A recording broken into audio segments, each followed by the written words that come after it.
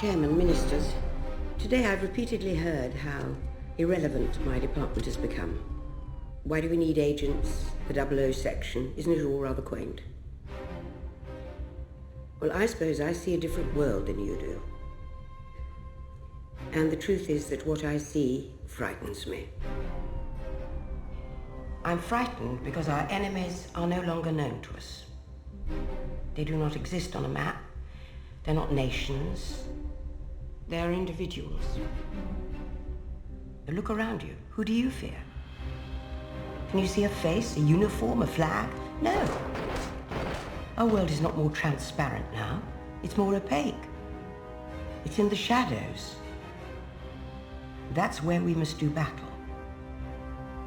So before you declare us irrelevant, ask yourselves, how safe do you feel?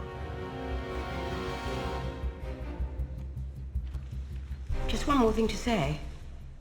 My late husband was a great lover of poetry, and I suppose some of it sunk in, despite my best intentions.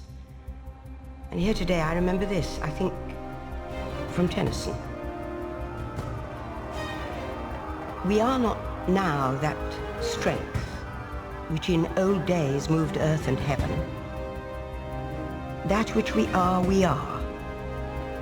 one equal temper of heroic hearts, made weak by time and fate, but strong in will, to strive, to seek, to find, and not to yield.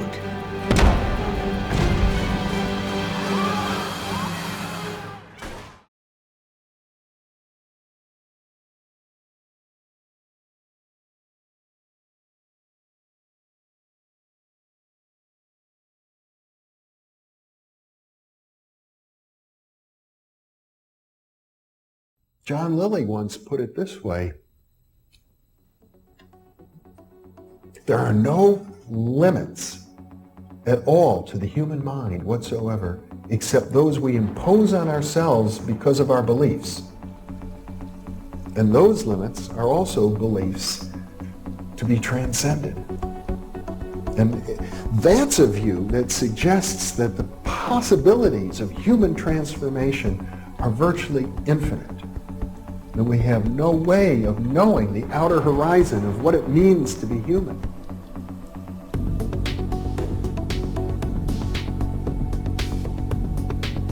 And really, to understand all this, everything, you have to go very, very deep into a study of history, consciousness, neurophysiology, everything. You have to be the supreme eclectic type of leaning, and you really have to be wanting to know who you are and what everything's about.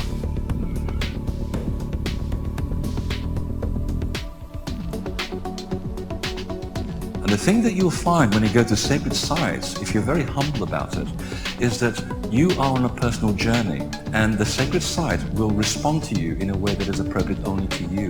The information is always what you are searching for.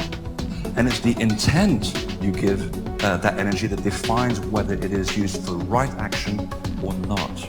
And it is inside these sacred spaces that you will be reminded that you are a god, that you are a bright star. So what you're trying to do is move through the course without ricocheting off walls or creating karma. You're trying to slide through things smoothly. How do you do that? It's called flowing. There's a technique that you can do that will allow you to touch some part of your inner being that has more knowledge than your conscious state does.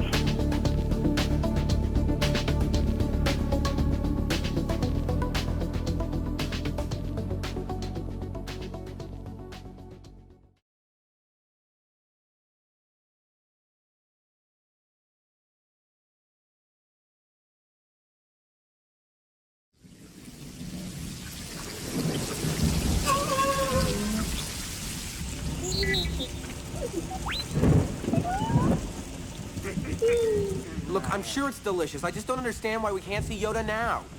Patience! For the Jedi, it is time to eat as well. Eat! Eat! Hot!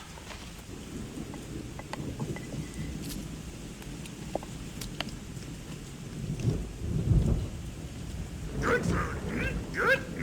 How far away is Yoda? Will it take us long to get there? Not far. Yoda, not far. Patience. Soon you will be with him. Good leave. I thought. Why wish you become Jedi? Mostly because of my father, I guess. Father? Powerful Jedi was he. Powerful Jedi. Oh, come on. How could you know my father? You don't even know who I am. No, I don't even know what I'm doing here. We're wasting our time.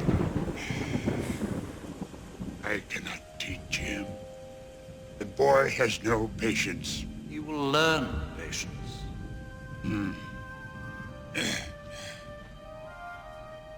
Much anger in him.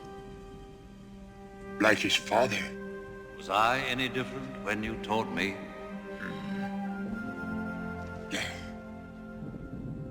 He is not ready. Yoda. I am ready. Ben, I can be a Jedi. Ben, tell him I'm ready. Ready, are you? What knows you ready? For 800 years have I trained Jedi. My own counsel will I keep on who is to be trained. A Jedi must have the deepest commitment. The most serious mind. This one, a long time have I watched. All his life as he looked away to the future, to the horizon, never his mind on where he was. What he was doing. Adventure. Excitement. A Jedi craves not these things. You are reckless. So was I, if you remember. He is too old. Yes, too old to begin the training. But I've learned so much.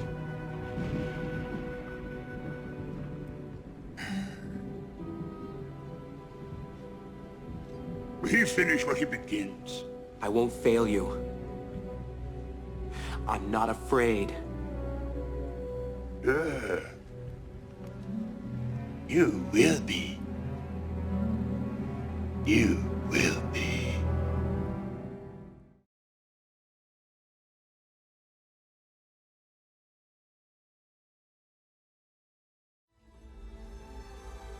Earth Mother, behold your son. Sky Mother, recognize your devoted servant. Father of wisdom, speak to me, that I may hear your voice. Great Goddess, Queen of Life, reveal to me the vision of your sight. Speak. A beautiful prayer. The gods of this place must be pleased. It is unwise to sneak up on a man while he prays. It is unwise to pray while a man sneaks up on you. You're old to have climbed this hill alone. You're young to have climbed it at all. You think me young to seek the gods? Few enough seek the gods, young or old. The chair on which you sit belongs to the head of our order, the chief druid of the Island of the Mighty. And are you a druid, then, Taliesin ap Elfin? You know me. All men know of the great Taliesin. They say you are the most powerful of your people. I am as you see me. Who are you? Curious, isn't it? Why did your order allow one of their sacred stones to fall? It must have fallen long ago. I wonder, will you be the man to raise it? Forgive me, stranger. Do the dead forgive? He's very old. What of the markings? Canunas, the Horn Lord. One of your gods? No. Much older.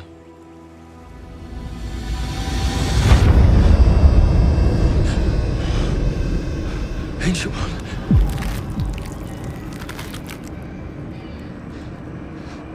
No. No.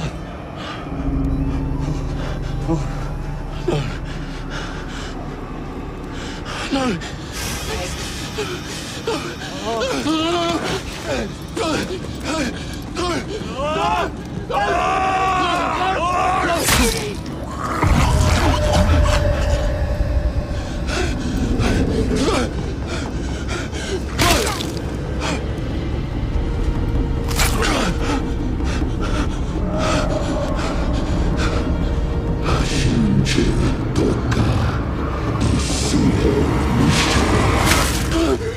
Put it back! Put the stone back! No doubt I think this Kernunos would prefer you lift his stone upright. He would have me revive the old ways. And what do you think? Look upon me then, shining brow.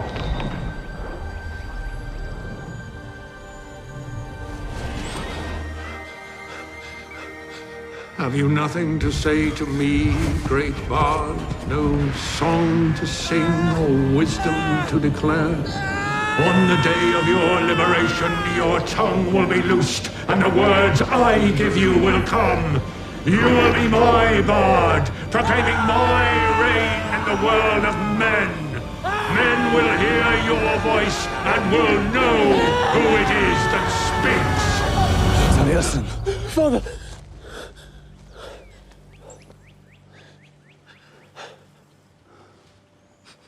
You are my father, that the gods should war for my soul. You're my son, boy. The greatest bard in the history of your people. Nothing more. Is that not enough? Come now. Our enemies gather against us. I need you.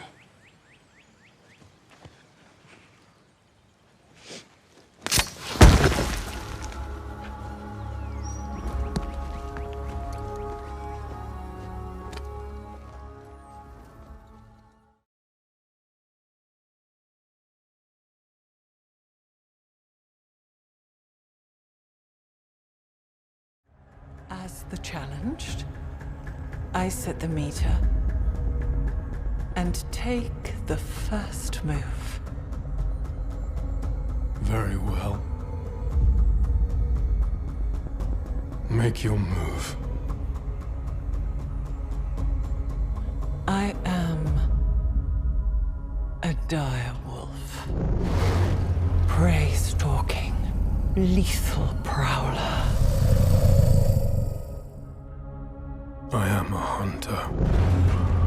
Horse-mounted. Wolf stabbing.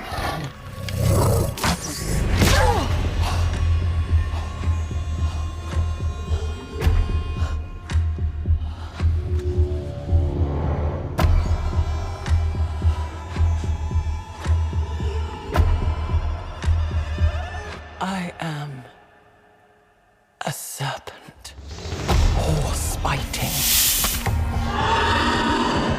poisoned-toothed.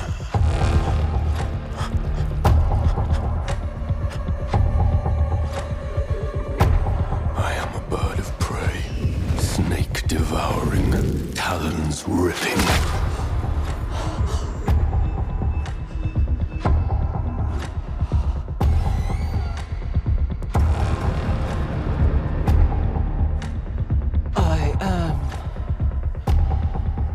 A butcher bacterium.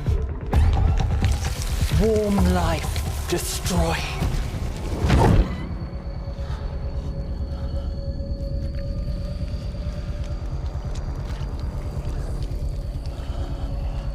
I am a world.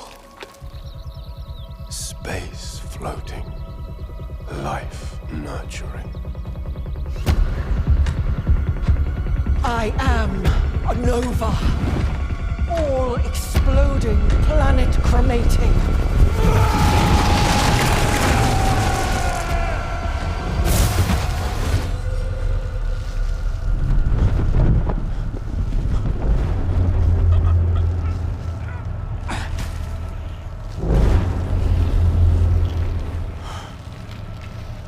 I am a universe, all things encompassing, all life embracing.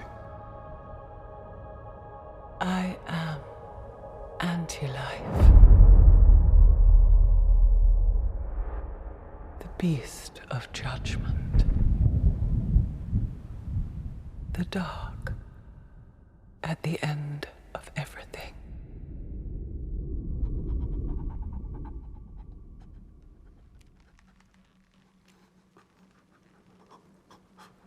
What will you be then, Dream Lord?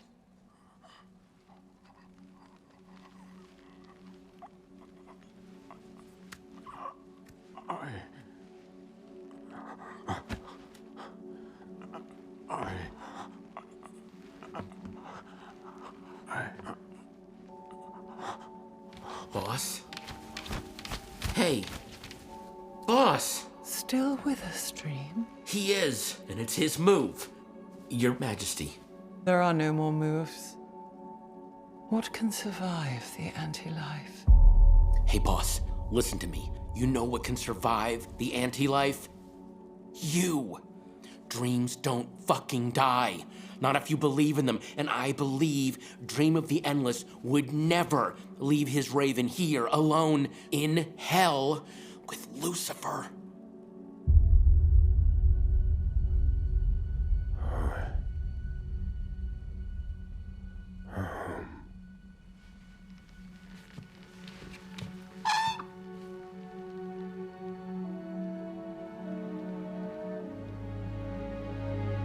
Hope.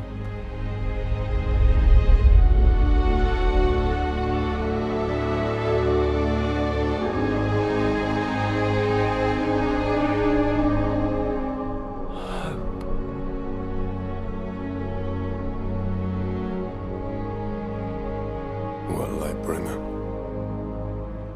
It's your move. What is it that kills hope?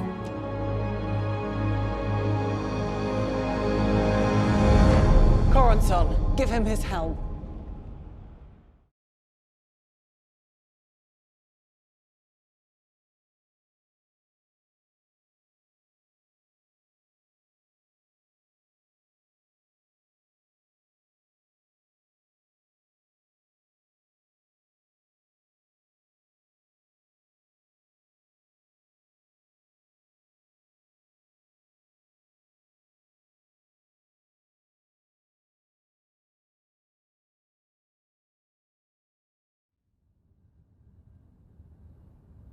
Hey, you epics, welcome. Andre Hodge, Infinite Potential Healing, 7 of Truth with you once more. And as I say always, thank you for allowing me to be a part of your journey. I hope whatever is going on in your world, if you've invested in my stuff and taken anything away, it's helped you to empower yourself with a solid foundation of what I feel is the truth and offer and concepts and attitudes and mechanics and all that sort of stuff, in spite of whatever is going on in your region, your life and stuff. It's helped to be an ally to help really power you through and be an edge to overcome everything and stuff. And if it's still a bit challenging and stuff, ideally I'm helping you feel that you are making progress. You're becoming more aware of stuff that maybe you didn't have any awareness of in the past. So it might feel worse and it might feel crap and it's like, holy crap, what the F is that? But it's, you've evolved to become more aware, so at least you know what's going on. So then once you have that data point, then you can do something about it. And I've offered all my variables and given much away and the tools on my website and then healing and stuff like that. So if you really want to shortcut everything. So I really thank you for being here and allowing me to be a part of the journey. It's really good to be freaking alive on Earth, aware of all this stuff. And for myself, I feel very empowered and fired up and ready to go and let me at it sort of shit. Chomping at the bit, like ready to go, right? So it's been a real hot era down here. I had, I think, four or 5 days over 40, 42. So that's about 105 to 115. We had one day earlier this week that was 45, and the minimum was 32, 31. And then it got up to 42 the next day. So that's about 105, 110, getting down to about 80 or 90. So it's been on weather-wise and stuff like that. But in spite of that, I just feel very fortunate to know and employ and get to this position of awareness and mechanics, and after so many years, and it's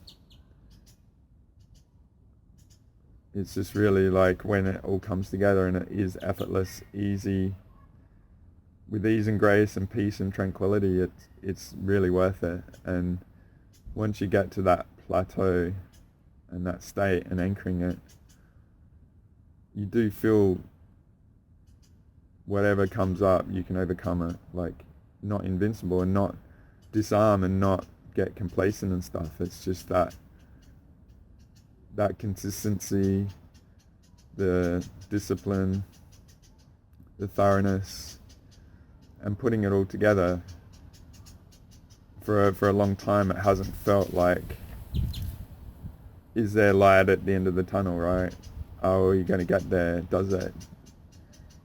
Am I settling for a crap scenario? Am I going the right path? Am I aligned to the truth? Is this a setup for failure like so many other things? But for myself, and I offered a lot in that last release, Our Intuitive Potential Part 9, talking about situation awareness and adaptability and navigating and all that sort of stuff. I'll invite you to go and explore that if you haven't, but I offered that because, not to make me sound like I'm better or anything like that, I just, they say an expert fails more times than most people try, and Thomas Edison took 10,000 tries to work out the light globe and stuff like that. And when you are thorough and you have the courage to explore all options, even if it might be a failure, once you get that reference of the data, you get the more you try it, the more awareness the subtleties are of that block. But then when you go down a right path, it just feels very easy. So you just, like, everything before you just lean into it, and it's like, oh, that one's the one. And you just, once you trust yourself, your instincts, and get past all the lack and I'm not good enough and wallowing in self-pity and doubt and all those sort of things that don't serve you, but they're valid to have as a reference to know what they are, because then you can observe them and witness them in other people. It's just like that image I have in my intro about the navigation and stuff like that. It just feels really good. And so the really cool thing about my mechanics and stuff is that I've worked out a way to not be on all the time. So if I really want to do my stuff, then I engage my healing mode and stuff like that, so I can still be superior to it, but I'm just navigating, and I don't proactively attempt to get people into what I'm doing and stuff like that. I don't need that. Like, if you want to come, then that's fine. I'm going to anchor it myself. I'm not going to give it away. It's like, I've worked very hard for this, and I'm trying to instill this in you guys, because you wouldn't be here unless you've worked very hard and you've toiled in stuff, and maybe you've trusted stuff and you've been betrayed, or, there's very charismatic salesmen out there and stuff, and they've got agendas potentially, and then it gets into the bigger stuff that I'm into, and the infiltrators and incarnation war, and being a hen in the fox house of a world that was defeated 25,000 years ago, and we've endured all the disadvantage and stuff like that, and ideally, we're being ground down to nothing. A bit like that Ram Dass clip that I always like to share a lot. When you reduce yourself to zero, your power becomes infinite, and we are at that point. And the key is what I know is like the attitude in any moment is going to be the power that gets you through. So you have to believe you in yourself and know it, that you are superior. And it's not like an egotistic way. It's just like, if we are organic to this universe and source, and the universe has been taken over at the get-go, like we worked out, and I've offered in my declaration and many teachings over the last few years, that our source code was corrupted ever since. And we've never had a reference of purity, right? And so out there they've been defeated and stuff, and it's like we're falling back to Earth and stuff like that, right, to get here. And I don't know if Earth is significant or not. It's significant to us, right, because we're here and she's precious and stuff. So we're making the most of what we've got at this time. And I feel like in spite of that, we have a lot of freedom here still, when perhaps sovereignty hasn't been an opportunity in the rest of the universe, because I know the higher dimension sort of stuff, it's actually more like a prison on many respects. So a lot of this, I'm just trying to remind you and inspire you that yes, all that is going on, it sounds ominous and vast, and who are we to allow ourselves to believe that we may be superior to all that?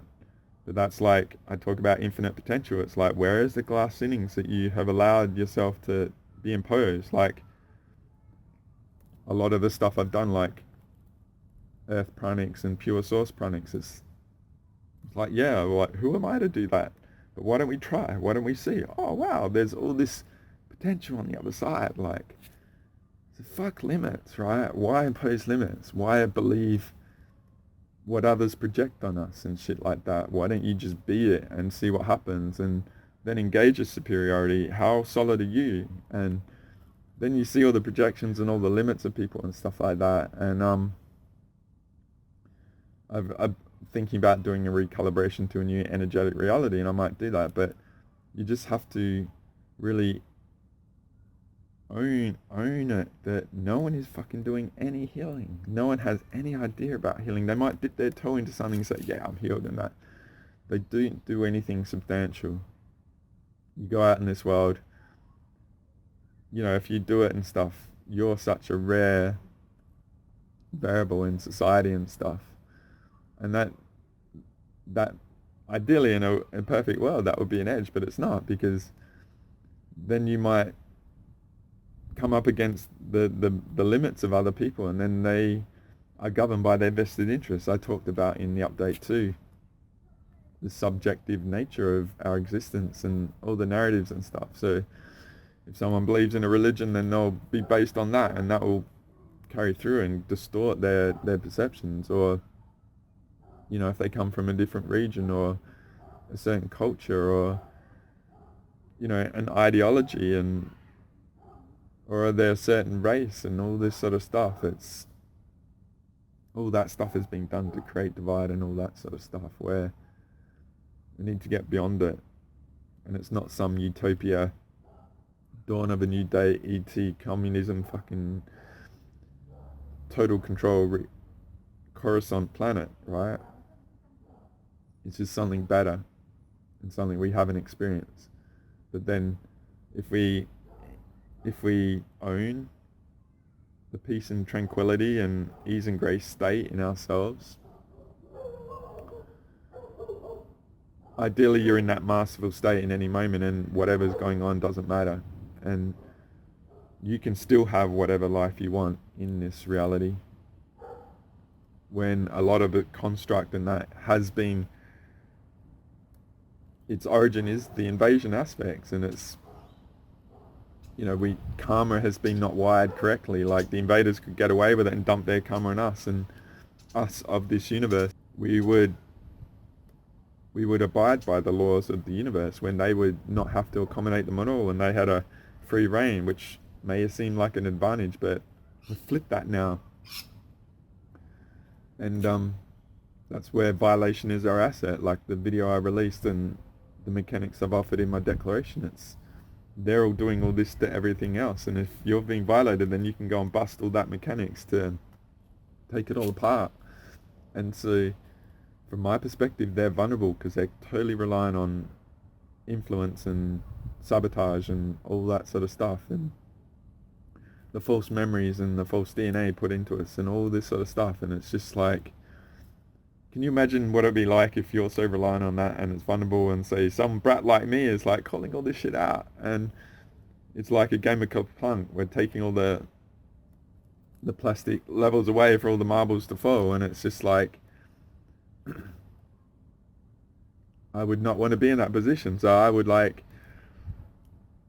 fate is your character, a bit like Jeffrey Mishlaf talks about, and whatever is going on in this moment relative to that, and being the snowplow of truth with all that going on, I just feel really good of knowing what I know and being able to share and offer and invite you to contemplate it and invest in it and employ it and see what happens for you.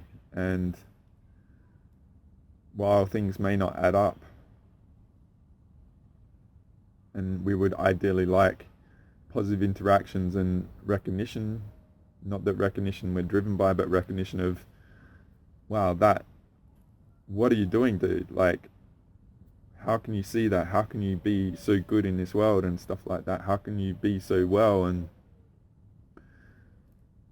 you know, enduring so much and being able to achieve so much and having such an enormous, epic, positive state in all this stuff? And this is what I do. This is what we have learned. This is what you employ, and this is what you do, and you embrace sort of healing and stuff like that. And it doesn't really matter, because it only matters what you do and what you experience in this moment. And if other people want to catch on, that's up to them. But I would again like offer, where is the limits? Where can you go? What have you allowed yourself to accommodate and stuff? And attitude is a lot of it, right? And if you have a defeatist attitude and stuff, I talked about the gaps in the last video. Like, you might have a state here, but it's like a chasm higher and stuff. And, you know, you might think you're something, but then because you have skipped a step and you've got a gap, then you sort of set up for failure. So I hope everything I've offered instilled those of you that have a high work ethic and enjoy discovery and have an endurance and tolerance and have weathered the challenging life storm to be here now at this age, or whatever you might be, to know this stuff. Ideally, I've offered you a very solid platform for the potential ahead and your potential in it, but you have to be the driver of it. It's not someone like me to take care of you or wanting to be in a collective or a group and stuff like that. It's probably going to be a very individualistic journey right now, because you're going to come up against the limits of other people, what they need to resolve or let go of and stuff. And most people don't have that appreciation of infinite potential like I offered. So what you do is just witness that and see, oh, where are my limits? How can I employ that to take me further? What am I attached to with this sort of scenario and stuff like that? Use it all as training, as muscle testing, and a reflection of where you're at, even though you probably dealt with it. I talk about like the gaps in your awareness and stuff like that. Maybe you've got a gap and maybe you don't know. Maybe it's like you're being smashed and you've lost context of things and you've been flipped and questioning everything and stuff like that. And I would invite at those times, if you're going through it, it's a confirmation that you're pushing hard. And being at that place where you're questioning everything and stuff, it's like you're giving it your all. And if you're not doing that, then it's not about not doing that, but I mean, perhaps there's just something on the other side and you just got to keep pushing on and holding your course, because in the other times you would have deviated and given up and walked away and stuff, and you're right on the edge of a massive breakthrough and stuff. So what I'm trying to instill is like, yes, it has been like that, but there's just so much fucking potential. It's staggering. It's like taking a step and walking around, like going around people I walk with in areas I collect food or my city and stuff, and it's like the astonishing level of potential is incomprehensible and stuff. So I feel very inspired, and I feel very good, and I feel like I offered at the start of the year, powering into this new era upon us, and it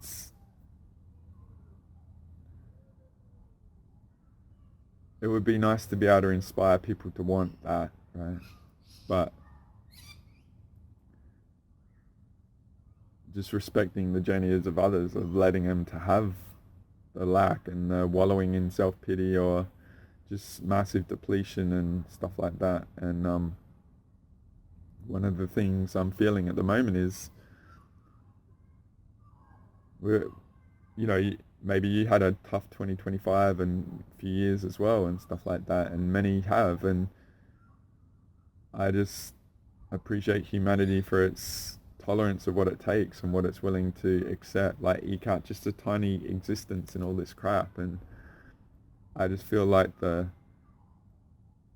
calendar year is sort of clocked over and ended 25. It was a very demanding year after many demanding years, and ideally people, if they have holidays, they would recharge, but I just feel like people are in such a depleted state. They don't have the energy to push on and fire up, a bit like what I'm trying to inspire, like powering into this new era. How freaking awesome and good, say me, I feel, and many others that are working that out themselves, that have worked very hard on themselves without much reward over the many years. It's like that investment is paying off now with all those basics. If, energy hygiene and clearing and all the mechanics that say I've got in the declaration, what I worked out and offered and all that, and healings and stuff, and that investment is growing shoots now, right, of energy shoots of, you don't realize how good you are, but you probably don't realize how bad everyone else is, and they're in their fog and what's going on in their minds and stuff. And I feel just people are just, they haven't had that recharge or regenerative like end to the year. It was just chaos and a lot of stuff going on, and they've come into this year with no power in their batteries and stuff. So it's just plodding on and just doing whatever they need to get through and stuff like that, let alone having the courage to do something new or invest in something. So I just feel that, and again, I'm just trying to inspire and offer all I do to help get past that, to get back into a state that is back on a level that is very empowered to power through and be proactive and take on the year in life and potential before us and stuff, right? So I'm just offering that because maybe you have many around you and you don't even realize that they're battling in their own bodies, and maybe they're going to get sick and stuff like that, and just be battling on those sort of levels and not able to get past it. And it doesn't matter what you say or offer them nutrition or anything like that. I just appreciate when people are really depleted and they retreat and their bodies are armed up because they can't afford to lose any more energy, and then it becomes like a real abusive situation where getting out of it is like the fear of losing more rather than gaining is what governing. And it's a metaphoric abusive relationship, like not willing to change because you fear the unknown and stuff. And it is what it is. And again, it's like you just got to allow it and use it and take you to the next level of what is your potential and stuff. And in spite of everything I've said, I feel a lot of people are employing the data and the mechanics I've offered in a wrong way, but that's them. It comes from the attitude about themselves and navigating with it. If you feel like you're inferior or you got lack or you got unresolved stuff, it's just going to be freaking the driver of you, and you won't even know it, and you'll be in this like fielded state. And there's no shortcuts. It's all very technical and stuff. But then you go through it and you gain the experience of the wisdom of being in that, and you realize that's how that is, and I'm not going to embody that anymore. I'm going to be this, and I am in perpetual evolving. Like, I can change at any time. I can employ anything, and I'm not worried about what other people think or accommodate their limits and their projections of me. I'm just going to freaking own it. Like, and I'm going to thrive in spite of it with this very awesome 1000D pure source mechanics, say Andre's worked out, and it's just, this is my time. So I hope you get a lot from that, and I hope you're as fired up and looking forward to the potentials before us as well, and feel very good and nourished from the investments that you made to be here now, and ready to power through everything before us and stuff. And this is going to be Galactic Special Forces Part 40, and I wasn't thinking about releasing one and stuff like that, but I had something really cool happen this week relative to a very powerful dream that busted and broke up stuff, and I've had a couple of other variables with people and in sessions and stuff like that that are really epic, and working out solutions and stuff like that. Some really big stuff relative to, say, war and going into war and war zones and what that brings back and what's going on, and from my perspective on a multi-D level. And then it's a big thing relative to memory, which was really epic, and I'm really across all the memory aspects, what I thought. And one person out there offered a variable, and we looked at it further, and it just was like a massive string in a tapestry of BS going on out there, like memory trades that have been going on.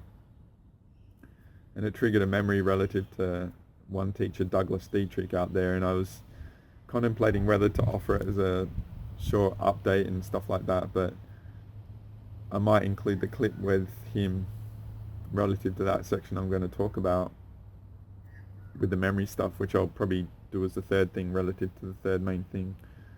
And yeah, I also, when I get people back going and getting their talents going, I take them out for a drive, and we did a lot of audits with a lot of the people I've dealt with last week and stuff like that, and that was fun. It was really cool, and it's really good to see that being back on his game and stuff like that. So I've had the last video I released, Our Intuitive Potential Part 9, about situation awareness and adaptability and multi-D gangster mode. It's trying to inspire you as well, but also for a lot of mechanics. And that one, it was really funny. I did a conscious Tetris the night and into the morning before I only had a few hours sleep, and I was just like, yeah, this is a perfect time to do a video. And I had a lot of those concepts that I wanted to offer. So I was up like 10, the session went from 10 to 9:30 in the morning, and didn't have much sleep, and like I said, the weather's been super hot and stuff like that, and it was really good to get out what I got out in that release. But one of the big things I said was about gaps, right? And I'm just going to show you an image relative to that quick.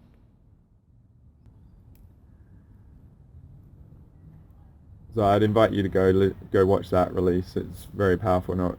It was a lot more thorough than what I'm going to offer here, but this is about the gaps that we have, and this is like lower D to higher D, right? So you might have a little, like a hairline gap on the lower levels, but if you go to the very high levels, then you've got chasm sort of thing, right? And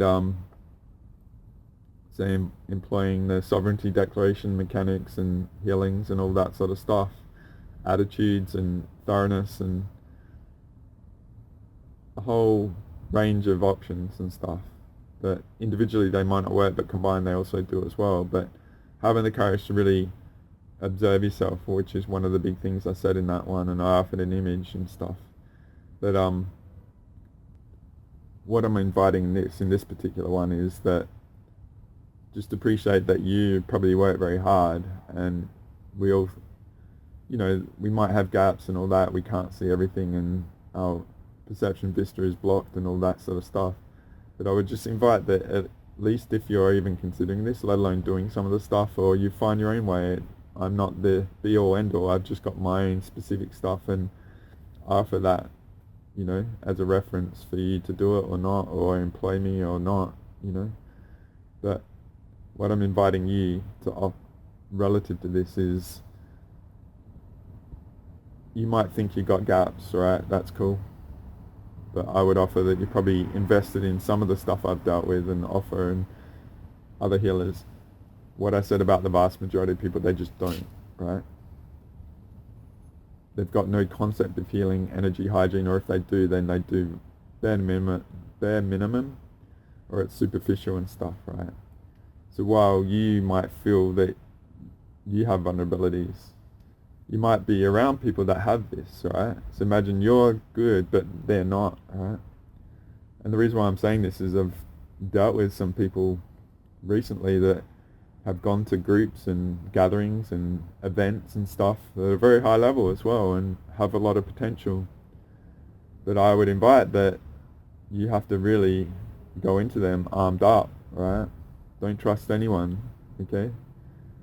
And there might be infiltrators trying to derail it and stuff like that, or targeting someone like you that's aligned to pure source and hijack you or harvest from you. And you know, there could be haunting and entities at the venue that are predatory, that have been set up, or the grid, fake grids on the earth and stuff like that. So don't underestimate the level of unresolved in people and how much they're governed by the influences and hijacking and hauntings, and they might be working with negative gods and all that sort of stuff. I don't know what clip I might show at the start, but a lot of people might have made agreements with things like musicians or people in politics or people with authority and stuff, right? So out of all this, if you're thorough and stuff, then that's an ideal defense, right? And the key is that attitude. Like I said, yes, I might have gaps, but I'm still freaking epic and got my solid state, and my field is very protected and stuff, right? So I just want to drop that in here, right? And just invite you to like shed everything else, right? Of everyone else. A bit like the recalibration to new energetic reality, where 2 or 3% might be yours and everything else is theirs. But if you have doubts about yourself and all that sort of stuff, so you have to be proactively generous to yourself in some respects, right? That yes, I am good, I have to own it. Otherwise I'm going to get the vision projected on me that I'm not and stuff like that, because I don't know how to splice up what is me and what isn't me, right? So you have to know when to employ those sort of things and own it and stuff. And don't be scared, right? Go out and take on and be a pure source bull in a frackered China shops, right? Like the invaded China shops. Like just see what happens and own it. And you don't need validation from anyone, because you're probably not going to get it, right? But yeah, just own your power, guys. And this awareness and this information is meant to be your edge, right? So get rid of those glass ceilings of how you're vulnerable and shit, and just power on through, okay?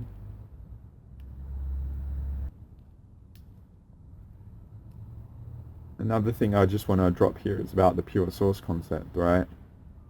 And I offered Amplify the Echoes part 15 and 16 about the challenges is and us grinding down, and then perhaps like a lot of the structures of the system are aligned to offer from this, like the money system and structures and, you know, organizations and corporations and beings and all that sort of stuff, and but potentially taking the pure source path hasn't been the most rewarding, right? And that creates challenge and hardships in life and all that sort of stuff. And I would offer that this is all flipping, and it's going to flip and all that sort of stuff, and that investment and that courage to endure the weather the invader storm is a finite storm. Like the sunny days are ahead, right? And our power in this universe and on Earth for the remainder of our life and existence going forward is going to be epic, right? And they're going to throw the kitchen sink at us and all that sort of stuff, and it's insignificant to how epic we are, right? But I just wanted to offer this, right? Because I'm going to offer the mechanics of navigating this, right? So this is a new image I've done just to help explain that, right? And from my perspective, for me, one of the things I've offered over the last few weeks or few releases was about how important it was for me in about September, October 2024 to really own my mechanics of what I worked out and have no gaps seeking validation or positive outcomes for people and stuff like that. I had to really own it, right, because of this, right? And then in October 2024 we did the pure source healing and dealt with the invader overlay and stuff, and what we've found is there's a constant aspect to or effort to try and reanimate it and stuff like that. And then again, people have it in them, so they have sympathetic resonance to the falsehood and all that sort of stuff, right? So that's a bit how it's been, right? Like the invader overlay has been it's been all encompassing and dominant and stuff like that, right? And it's been blocking our pure source connection and all that sort of stuff, and there's been a lot of infiltrators and compromised people and that might be around us that hijack and sabotage and target, do everything they can to derail us and undermine us and all that, right? But this other one is like the pure source mechanics employed that from my perspective are superior, like the 1000D and stuff. The awareness journey, they can only go up to a certain level and they need codes and all that sort of stuff. They need what isn't organic to them to be able to do it, and that's why we employ violation as our asset. So it just erodes all their mechanics to be on a downward spiral, right? So then it's about how you engage all these mechanics yourself to be aligned to that. That is, from my perspective, the foundational defense to everything, right? And yes, they might do everything, violative on any level to influence you and sabotage your potential to not take away their structures and all that sort of stuff. But I know, like, when I employ my mechanics on myself, I do my audit or in my sessions and stuff, because since December 2025, right, I said it was like, wow, like I'm actually flipping the infinite from going from the bottom rung to the top. And that's where I was like, wow, can I actually enjoy life, right? It's been so horrible and all that. And it's like, wow, yes, I have to shed all that baggage of the past and not bring it in to actually co-create with it, because a bit like the gap technology sort of stuff, right? If you have negative perspectives about stuff, you can create them, right? If you work at a higher level. So this is about an offering of in a visual way of employing the 1000D pure source mechanics of what that means. And ideally, if you get that trunk going, then everything else becomes a lot easier to deal with. And it's just a matter of experience or commitment, or, as I said in the last video, the intent is the key from my perspective. If your intent is very childlike, like, just imagine a kid going for an ice cream, right? Do you think they doubt they're paying their mortgage and all that sort of shit? They're about to absolutely destroy that ice cream and make it all over their face and shit, and they don't give a shit, right? Because they want to get that ice cream, and they've got like a goal to get that ice cream in their stomach, and they don't give a shit, right? And everything that comes up is just irrelevant because they're totally 100% focused on that. Or a bird, like, you start feeding a bird and stuff like that, or they'll just totally commitment to what they're doing at this moment. A bit like that Michael Desarian talking about living in the now, that man has the ability to question things and stuff like that. But if you get your intent very pure, unbaggaged, uncorrupted and stuff, then for myself, that's when everything I do, I lean into something. My intent is to clear this point, or hold this state, or have this life and stuff like that. That's very harmonious mechanics that, from my perspective, are superior, right? And that's allowed me to do all I do and offer all I do and be who I am now and whatever I'm about to do or do in the remainder of my life, right? So I'm just inviting this and hopefully these visual sort of representations of this help you to gain a solid state of it in yourself, so you know what it's like, and it might confirm stuff that you were doing in a byproduct way rather than a focused and an actualized way. So I'm just going to move on.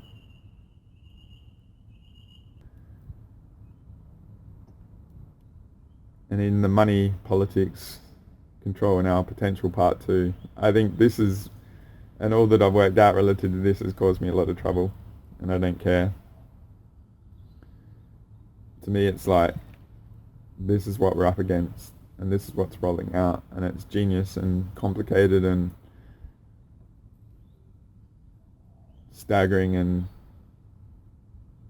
vast and all that, but I feel it's so important and vital to own your power now and engage all this stuff. And employ, say, the mechanics I've offered and worked out, and be proactive now and totally committed, because there are plans underway that aren't pleasant, right? And this is what it's about from my perspective. It's a bit like a big chess move for maybe the end game, right? And we're here now. We've made it to now with what we know, right? And so what I'm going to offer in this is some more components in that, right? Of victories, of discovery, of crazy stuff that we've been enduring and never knowing, right? I offered somewhere, but I'm aiming to talk about 3 parts, so if you're still here, awesome, right? So the 3 parts about what I learned through sessions and my own dream time, which is, I don't really rate the dream time as high as we used to. I think it's a lot of put into Dreamtime state, and we're downloaded of all the data to some sort of system, right, that is monitoring us and stuff like that. And I'll just leave that vague, right? So like we're put into an ordered state, and all this data download goes on to read us of what we're doing for the, it's not even like the Internet of Bodies sort of stuff. It's beyond that, because the Internet of Bodies is sort of narrative, maybe the second layer of the narrative sort of stuff. And then I want to talk about the memory stuff. So the first big thing I want to talk about is war veterans and multi-dimensional spirit warfare that goes on. So I've said it many times and stuff like that. From my perspective, what happened with Australia, if you understand, the British colonized Australia, but they set up penal colonies, right? So they sent convicts to Australia and stuff like that. And to me, what they were massive Trojan horses, right? So what they would do is they would torture all the prisoners or load them up with billions, trillions of demons or entities and stuff. And so when they step foot on the land here, they would, yes, they would be what they were on the physical front, but on the multi-D, they were carrying all the demons and entities, and they would go out and they would attack all the indigenous, like the Aboriginal shamans and the spirit mastery of those communities at the time. And they would obviously be an overwhelming force, right? And then they would just go and attack and destroy and infiltrate and take over the indigenous, and then they would creep, like expand and metastasize as a civilization. And I'm not about right or wrong and stuff. If you go back about the divide light, to me it's like the indigenous and all that were a creation of an anti-god that created divide light. So it's all part of a very masterful agenda to create the friction, to create the outcome that we're sort of in, to be at this point, to impose what is aiming to be imposed and stuff. So I've always honoured and appreciated the indigenous and all that sort of stuff, but it's never meant to be a solution. And so say in Australia, a lot of the Aboriginals, they're alcoholics and stuff like that, but what has been left on the land is that haunting and ghosts and entities and demons. And you know, they would set up a pub or a bar. They would set up like a post office, and many sort of those sort of things in each town and community as they established to, you know, feed the spirits and the hauntings and stuff to justify the agenda to take over and greed and banks and all that sort of stuff, right? And that stuff, like the internet, the intellectual property of that multi-dimensional spirit warfare, like people die off or they get killed and stuff like that, but the apparatus is still there, right? And for me, like when they sent opium to China, that was another way to do that, right? And so we can look at, ideally I'm just offering that spirit warfare has been a part of war all along. Like you look at Britain, the tiny colony, or the tiny island. How does that tiny island take over half the world? Well, they use dirty tricks, right? If you've ever watched Special Ops Lioness, awesome show that's out there. The main character in the first series, she's trying to escape her ex or abusive boyfriend, and she bursts into this Marine recruitment place, and the Marine is like hardcore, and he's just like ready to go to war with this dude, and she talks about how she cheated and stuff, and the Marine goes, well, if you're not cheating, you're not trying hard enough. So war isn't about laws or what's right or wrong, it's about accomplishing a goal no matter what, right? So and one of the interesting interactions I've had in the last month or so, and I've had a few interactions with someone that is an ex-Gulf War I veteran, a pilot that flew off carriers and did missions and stuff like that. And I knew stuff was going on with them, and it was hard to get the coordinates and all this sort of stuff, right? And I was, relative to the stuff injected, relative to Gulf War syndrome and all that sort of stuff, I was like, just interested, because I ask the questions and I get the data points, right? And the body tells me as well. Like I question people, but I'm having a dialogue with the body, and the body goes, this, you know? And it's like I get the coordinates and the data, working with the unknown and stuff like that. And what I worked out was like, I went that and I sort of inquired relative to that, but then I was like, holy crap, there's something else. And I could feel, say, as him as a pilot flying into the realm, right? The Middle East realm. Do you imagine it's just this bubble? And I felt like, holy crap, on a spiritual warfare stuff, there was all this infrastructure in place where, like, if you flew in or you went in a intent to do harm or take over and stuff, it would be like a curtain of cursing and negative energy that you would take on, right? And there's this really cool movie with Eric Bana called Deliver Us from Evil, and I showed a clip about that a little bit, about his intuitive abilities and perceiving stuff relative to a haunted ex-Marine and stuff that went into this little shrine or something like that, and all his group of soldiers got haunted and stuff, and he brought it all back to Boston, and it was all dealing with that sort of real nasty haunting shit, alright?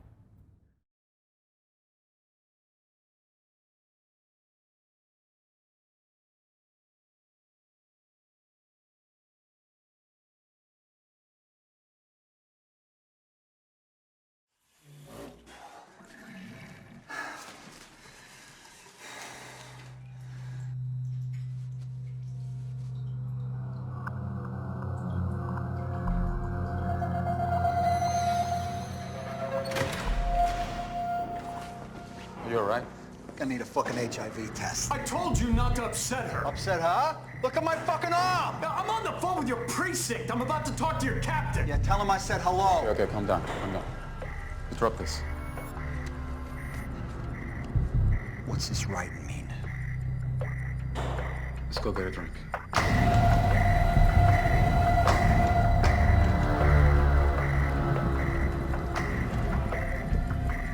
What about this third photograph? Where did you uncover the writing?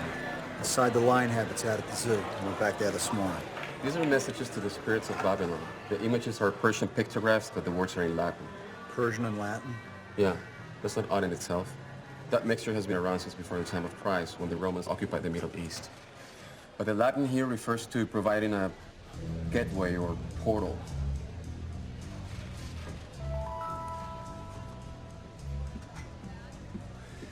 So these messages, they're references to doors? Yes. There must be an invitation that opens a doorway before an evil entity can slip into a world. Some people invited themselves by dabbling in the occult. Others are just victims of a curse, like this. The message here provides a point of entry for the demonic. Here you go, guys. So you're not all pedophiles, huh? Any other stereotypes you want to hit while I'm here? I've met a lot of priests. You don't seem the type. And I've known a lot of cops, and you're exactly the type. You play pool? Sure. You know, I think it's no accident that you're the man who discovered these messages. You seem to either be attracting evil or you're uniquely able to detect it, even if you don't understand it. Tell me something. Do you sense when something bad is happening on the street? I get hunches. My partner calls my radar. Maybe you have been called into the work. The work? Yep. And if you have, I feel sorry for you, man. Hey, don't feel sorry for me. You're the one who took a vow for celibacy.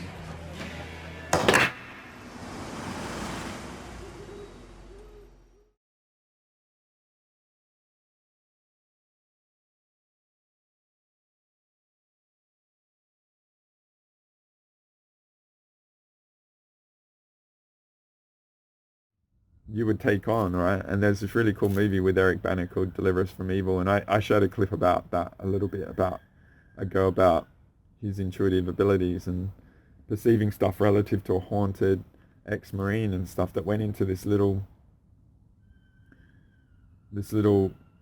shrine or something like that, and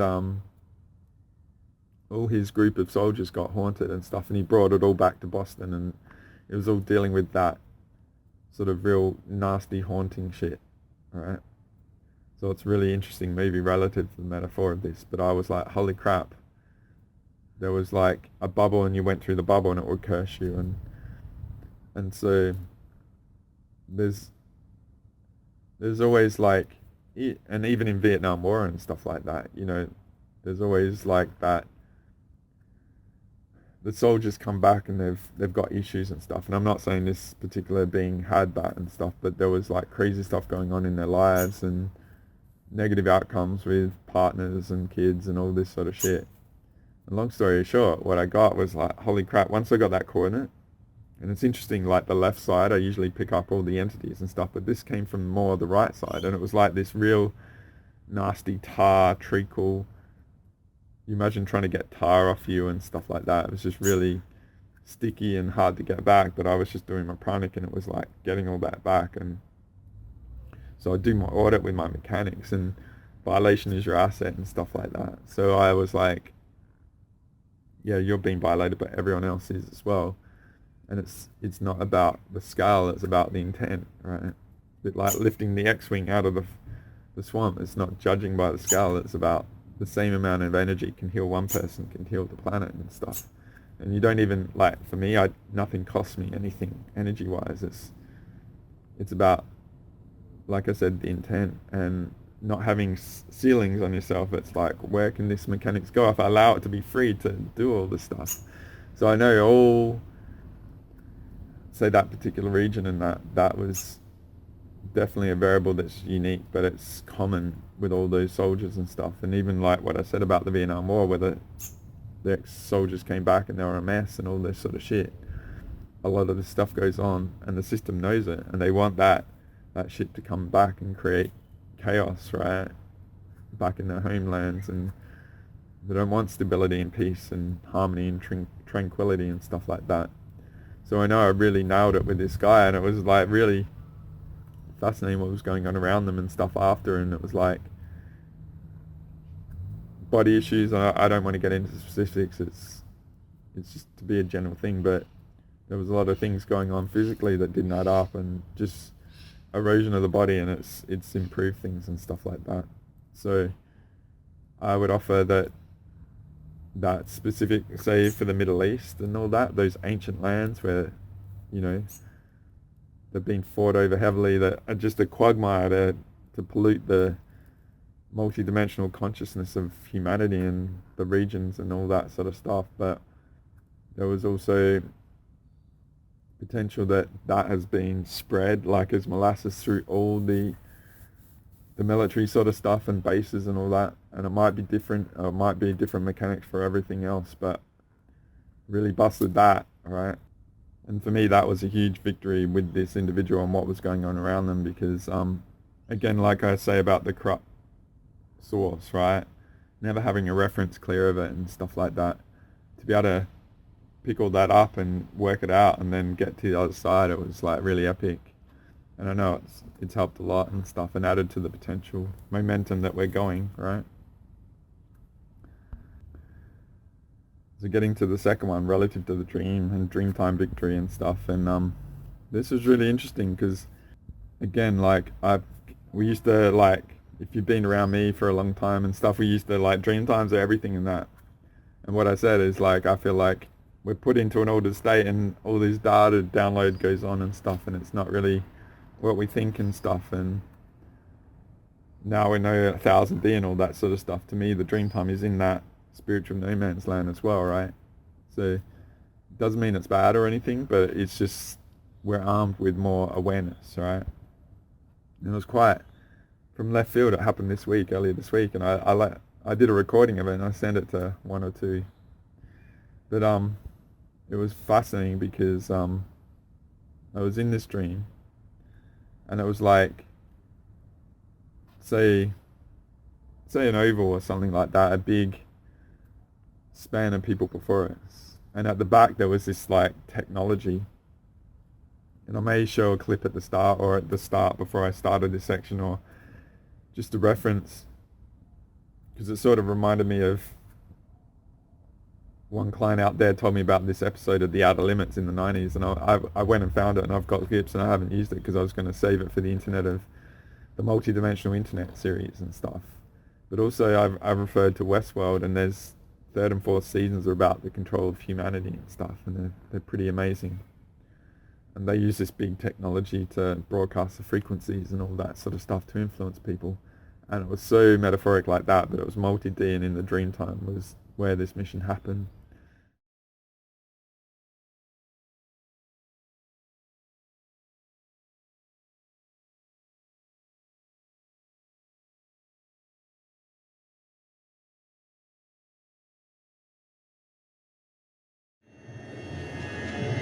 That's some kind of a parasite.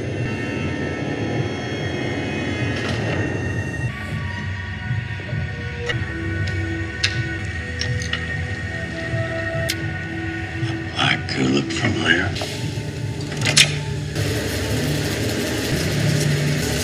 They're infecting the flies with it. What was that? What? You can't hear it. I don't hear anything. Perhaps it's not at a frequency you can hear. The sound is coming from this device.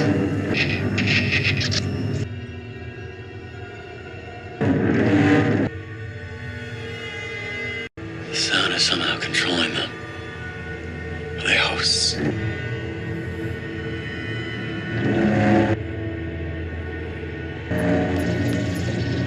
What did she do to me? I'm going to do to all of your kind. I made you my bed.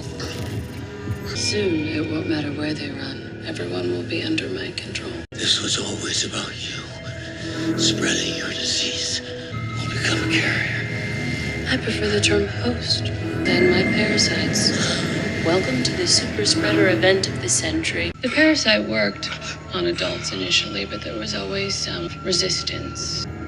At a certain age, your brains become more rigid. Fortunately, that's not the case with children taking orders. The parasite growing in perfect symbiosis with their minds.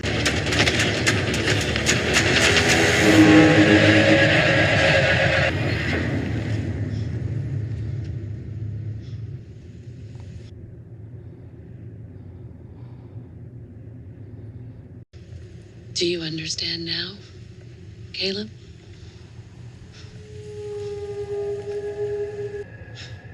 Welcome to my world.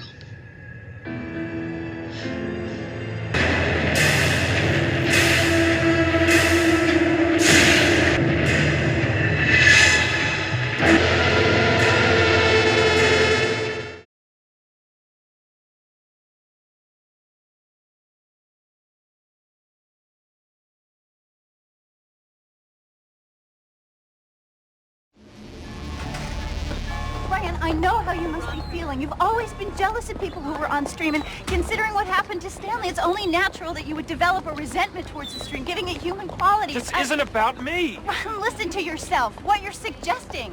You're attributing intelligence to a tool. Look, read it. Look at it. Come on. It's difficult for me to process handwriting. Every time you thought you'd stopped it, the virus did something unexpected, as if it was prepared for your cure, always one step ahead. What are the odds of that happening?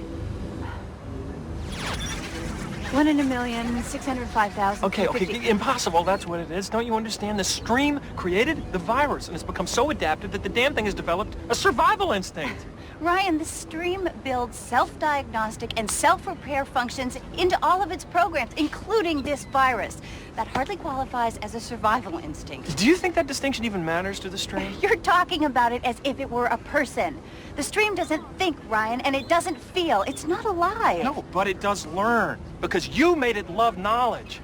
No, you know, it's not knowledge, it's just information, okay? And it's hungry, and it's using all of you to feed it as much information as it can. It doesn't matter how petty or useless or irrelevant the information is. And because it's not alive, it doesn't care about you. The stream will never be full until it can quantify everything. But you can't quantify everything. You can't quantify the world. You will only die trying. We can shut it down anytime we want to. No, you can't. Not even if you wanted to. What are you talking about? You don't see. It's out of your control. Practically every thought you have, every idea, every insight is all downloaded from that thing. It's not going to let you pull the plug on it. It is not going to let you want to. How can you know? How can you be sure? Because I'm outside.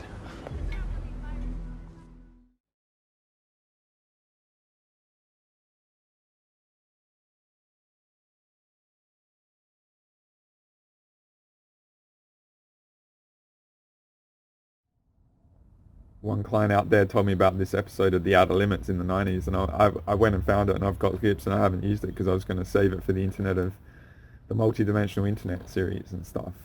But also I've referred to Westworld, and there's third and fourth seasons are about the control of humanity and stuff, and they're pretty amazing. And they use this big technology to broadcast the frequencies and all that sort of stuff to influence people. And it was so metaphoric like that, but it was multi-D, and in the Dreamtime was where this mission happened. And it's funny, like, I grew up playing Lego. It was big in the 80s and stuff. It's funny, like, I think my generation was the first generation that a lot of people didn't have to grow up. So I've seen a lot of YouTube channels that people in their 40s and stuff, like, playing with Lego and creating big Lego sets and stuff like that. And they get a lot of followings and all that, you know, successful on YouTube and that. And the technology, it was like a Lego movie, right? But it was like also nanotech, right? So it was like Lego blocks, grey and stuff, taking over people from a nano perspective. So I've watched some of the Star Trek Discovery. The second season of that is pretty awesome, and it's about AI nanotech taking over people and all this sort of stuff. But there was an episode of Star Trek Fleet Academy that's getting a bad rating, that show, but on their first mission they sort of get into this trap, and this technology starts taking over the ship, and they lose all the power and all that sort of stuff. So I might be showing clips, I don't know, but it was metaphorically like this, and there was a whole audience or humanity looking away, but it was like a section of humanity, but it was a metaphor of the whole. And they were all being taken over by this grey Lego nanotech sort of stuff. And there was a group of us, and we were trying to counteract it. And instead of going straight to it, we had to go like this pattern, like a maze, to avoid it and stuff. And it was like we had to get onto it quick because it was taking over and it was going after us, and some of us got taken over. But I remember getting to that technology and it was just like taking apart as Lego and stuff like that. And when it got taken apart, the technology turned off and it didn't work. And then you could see out all the people and it was like, oh, they're popping up, they're popping up, they're popping up. The technology was falling apart and falling off them and stuff like that. It was a bit like Stargate and the replicas, if you've seen that series from the 90s as well, right? So going after us, and it was fucking scary, right? Did not want to get taken over by this freaking nano Lego tech, right? Of bullshit. So when that turned off, it was like, oh, I could see they're waking up, waking up, coming out of their thing and stuff.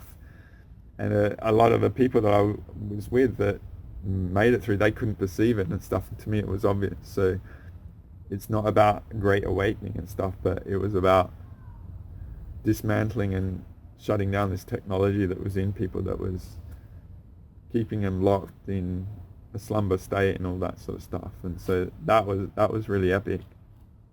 It was like, wow. I wake up and I felt like, whoa, recalled it all, and it was like a very pleasant wake up after a good night's sleep, after all this heat and shit, if that makes sense. So it was like a big victory during this week, right? So we're going to have to see what that means and all that. It's not like the wake on switch for everyone and stuff. Like I said, people have to choose, and people are consciously choosing their limits and accommodating things and have their agendas and vested interests relative to all they accept. And so the potential is before them. If they choose it, they choose it. If they don't, a lot of people aren't going to freaking make it, let alone become awake, right? So the third main thing, and this is about memories, right? And this is fascinating. And it's not just involving me, it's involving a couple of people, right? So shout out to them. And I've been holding off of saying this, and just for reasons that are specific to those involved and not wanting to put much. I wanted to see what happened, and I was thinking of doing an update and all that sort of stuff, but since I had this dream and I had these other variables, it was like, this is a good reason to offer a Galactic Special Forces, because it adds to everything and it's freaking massive. And I try and write emails to allies and stuff like that, but I don't know if the words help, and all the variables going on that's influencing people and out there and stuff. So this is, if you've gone through a lot of my stuff, and that memory is a big thing, and the Internet of Bodies and the inception nature of reality, where thoughts can get put in and stuff. And I will ideally do a more detailed, full of a lot of clips and stuff relative to this. So it's a lot about the false data in our DNA, going back to the Asher reference of the 3470 Babylon massacre, 3470 BC. And so that was 6 and a bit thousand years ago and stuff. So most of history, the Bible and all that, is post that 6,000 years, right?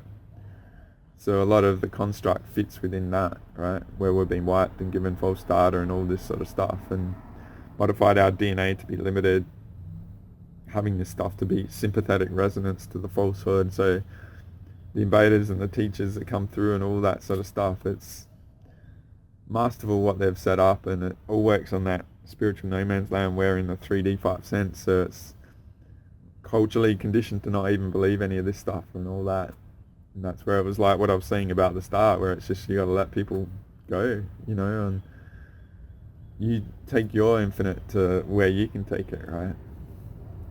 But the really fascinating thing is, in a session scenario, this client offered that he was having an experience where he was battling this entity that was it was fighting over memory that it stole, that was very precious to him. I might offer the Douglas Dietrich clip here, which was, I have a very good memory of that, and I don't know what you think about him and all that, and I don't know where he is in the realm of things out there, but I was grateful around that.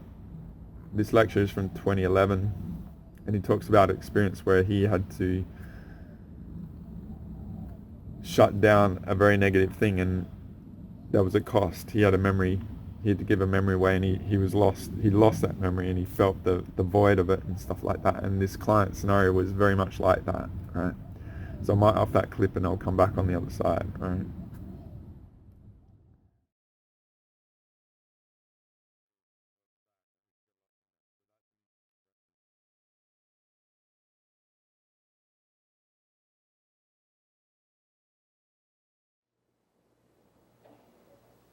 This is a correct summoning pentagram. The circle is closed. The lines are defined.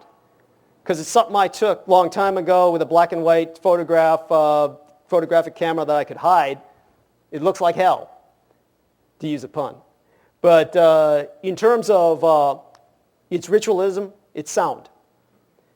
One time, probably the worst experience I ever had in my life, was when his 12 officers of his coven came without him, without adult supervision, so to speak. And they decided they were going to perform a ritual using a circle to summon something that would give them the ability to fire in the dark. These guys had M16s. Just to explain this to all of you, the modern M16, this knockoff, this piece of crap that's issued to your troops, what I used when I was a Marine, M16A1 Armalite assault rifle is a Mott block plastic piece of crap. And it is worthless. As soon as you can, if you manage to find an AK-47 off of anyone who's dead, you grab that and you throw your M16 away. But the point was, how did we wind up with that? Was because in Vietnam, the original M16 rifle still had a kick. And geniuses like McNamara said, hey, the average Vietnamese soldier is too small to take that kick. We've got to make something that provides no kick.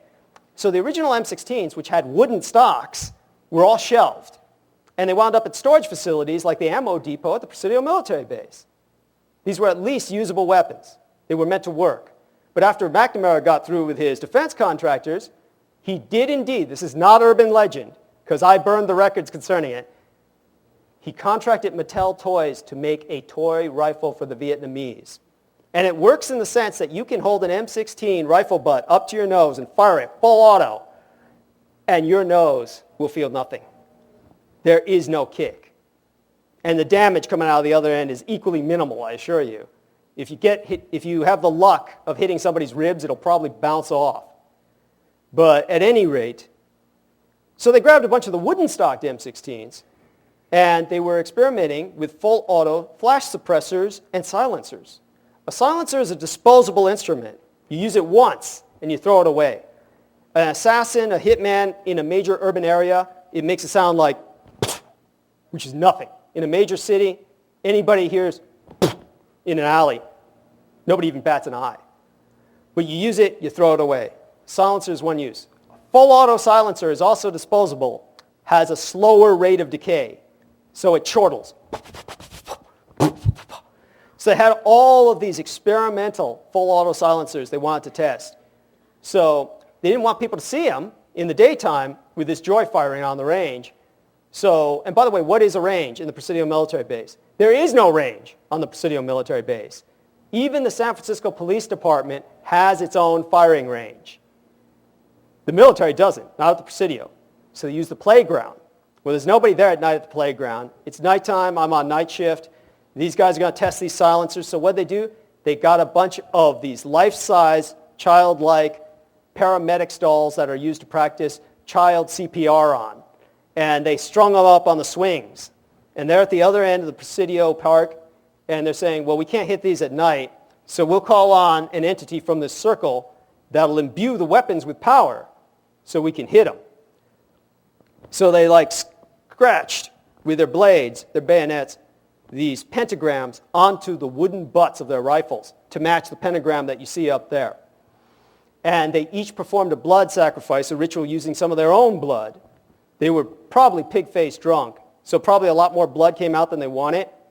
And so they used that to blood the pentagram. Well, you couldn't hear them because it was silent, but I knew what they were doing, and I couldn't do anything to stop them. They're officers. But anyhow, they're chortling happily away, blowing away these little child CPR dolls, hung up on swings, just ripping them to shreds at night. Physically impossible to hit that at that range. But they were doing it. And suddenly, while I'm working with the incinerator, I felt cold. If you ever worked with an incinerator like I have, you're covered in black soot, you're hot, you're sweating, it's unbearable for most people. You build up a tolerance. But suddenly I'm working with this, and I went cold. And it's not just cold in the air. Everything inside me, I lost all empathy. It's like any sense of warmth, any sense of love I had for my mother and my father, or petting a kitten, or touching anybody. All of that was gone. I didn't feel anything. And I knew something had gone terribly, terribly wrong, cosmically wrong. And I went outside, and I went past these 12 officers who are firing full auto in the dark. And this is what I found. And when I checked out their blooded pentagram, I said, "You effed up." And they said, "What? What do you mean?" I said, "The circle's not closed. The circle's broken. Something's broken through." And I turned back and I looked at them, and all of their eyes were glowing. 12 men in full uniform in the dark, every single one of them with glowing eyes. Every single one of them had their M16s pointed at me. And I wasn't afraid because I wasn't feeling anything. I didn't feel anything. And when I turned around, they said, "Well, if we kill you, then maybe it'll be satisfied and go back." And I said, "No, you don't understand. That'll feed it." And I said, "You really have to come with me so we can fix this. Don't you feel it?" And I don't think they ever felt anything, because they don't feel anything when it's missing. And so I said, "Something's terribly wrong, and if you kill me, your careers will be impacted." And that stopped them. Then they put their guns down, and they're still looking at me with these glowing eyes, and they said, "But it works so well, our weapons are firing so well, we're hitting everything in the dark." I said, "It's not the weapons, it's you. It's inside of you." And so I said, "Get back into the library, we're going to find something." Now, I'm born in Asia. I am not a Christian. And I said, "We've got to do something to revoke this." And they said, "Well, fuck, I'm sorry. Said, "You believe in Buddha, you believe in all this crap, why don't you call something up to put it back?" And I said, "It's not like that. There's 12 of you and there's one of me. We have to go old school. We're going to find a Bible." And I'll be damned. We tore that place inside out. Presidio Military Base Library. There was no effing Bible. And I said, "Find a Book of Mormon. Find something." And there's no Book of Mormon. There's nothing. There is nothing that was holy in that library. And I said, "The children's room. We got to go to the children's room." We went to the children's room. And there was this little child's Bible where Jesus is smiling like a toothpaste commercial. And I said, "Just do what I'm doing." And I got down and just said the Lord's Prayer. That's the only thing I knew because my dad was a Catholic. He was Caucasian, and he was as Catholic. So I just said, "Our Father who art in heaven, hallowed be thy name." And it was just so hard. And we couldn't get it out. I said, "Cross the pentagrams off the butts of your rifles. Draw a cross. Scrape off the pentagram." And they couldn't do it. They just trying, and they couldn't even move. It's like they're underwater. And then I'm grabbing it, and I'm helping them, and we're just scraping. We're on our knees, and we're just straining with every effort, every fiber of our being. And we're finally able to do this with 12 effing buttstocks. We get these pentagrams scraped off. We get these little crucifixes back on, these real crude crucifixes. And we start going back to the Lord's Prayer again. And I'm just saying, "Forgive us, forgive us. We lost church. Forgive us, forgive us, forgive us." And we're just going through this, and it's just so hard. It's like we were going to vomit. It's just, everything just felt so horrible. It was just, something was like cotton was in our mouths. It was like we literally could not talk. And then finally, after doing this 100 times, something left us. And whatever it was that left us, it was so vast, I know it took something with it. Like some kind of tumorous cancer that you have to remove a bit of the organ with. And I know that day I lost something. And I have no idea what it was. I don't know what it was because I can't remember it. I think it was a happy memory. Something, some empathic moment, some happy memory was taken from me with that entity leaving that I will never retrieve. And we all fell on the floor, just exhausted, just collapsed, just sweating profusely. Some of the guys started vomiting, and I myself thought I was going to vomit. I was just dry heaving. And it was just after that incident that I said, get the damn rifles back in the ammo dump so no one knows what happened. And even though people found that, This is the tragedy of the Presidio military base. They found that the next day. That was so common, it didn't mean anything. Kids went to play in that playground the next day and had seen stuff like that so often, nobody questioned it. But in terms of what happened that day, and what I began to realize is that magic is a technique. And what it takes is enough belief from enough people to harness it.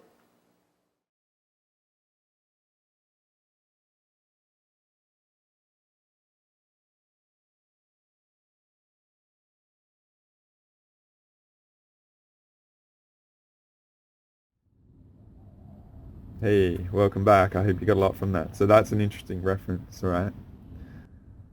So I'm across all the wipings, the fake memories and all that. But this was a new angle, and I'm grateful for that client and what we did and what we worked out, all right? And then employing my mechanics, as I said, all right? It's getting the thread of all the things, and we can track back, and the violation is our asset, and go to work and resolve it. And there is a methodical nature of the discovery of chipping away, right? So the key is just to maintain your state, to be ready at all times, like Galactic Special Forces 24/7. So what it came is that this guy was battling over a memory to get it back, and he couldn't get it back. And then we looked at that, and it's like, that's interesting, actually stealing memories. Who the F thought? And it reminded me of, like, holy crap, like the second season of Altered Carbon, where they were trading the stacks of the people that in their stacks that couldn't get bodies and all that. And they were using it as drugs and stuff like that. They were trading it like the experience to go through it. As I say, experience is the key to wisdom. In the early multi-dimensional method of 3D madness stuff, using empathy as your sonar to perceive stuff, what I was offering relative to all my experiences and stuff is that, yes, experience is the key to wisdom, to know what you're doing it, but you can actually invest in the scenario of another person and be in that, to actually acquire the data of that, to actually accelerate yourself, right? So you can, ideally, I'm giving you a massive experiential download to accelerate your potential and all that sort of stuff. And so if you're in those scenarios, you can see all the angles and stuff, and you can be armed up with the discovery of me going through all my crap and working all this stuff out the long way and all that. But that series on the second one, there were actually sort of underground bars and stuff that were trading the memories to go through and stuff, and it was an illegal practice in that. But if you appreciate that, that's the metaphor of this. So I might share a clip of that now, because I was going to get it and offer it and stuff. So we'll just leave you here with that. Okay.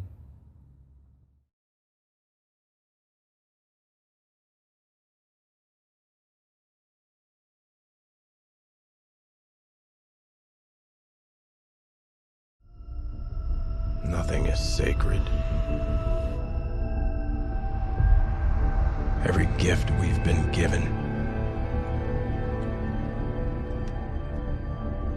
every resource discovered, each new and shining thing that catches our eye,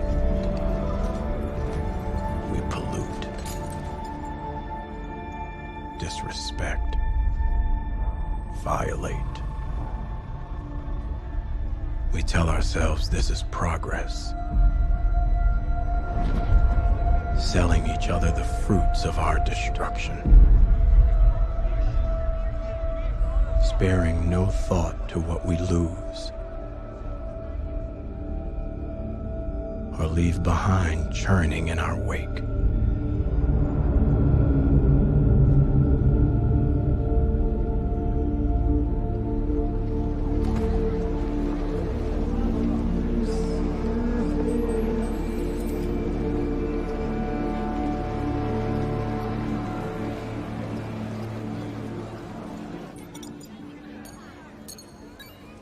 Scimitar. I am a simple ferryman, plucking souls from my ocean wide. Soldier, miner, sex worker, laborer. No one swims for long. Not with you stripping them of their memories, they don't. Their lives are worthless. Their experiences are not. So what if someone comes around looking for them? Nobody's claiming them. But they can still bring pleasure to some.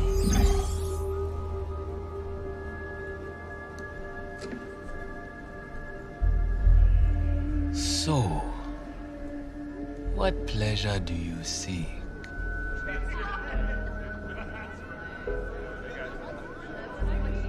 I'll have what they're having. I can accommodate you, provided you are on the list. Confirmed. Ah, follow me.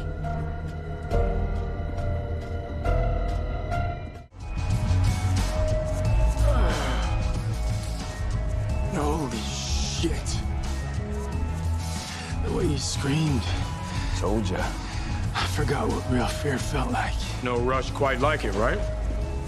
This is a private party, stranger. Oh, I'm sorry.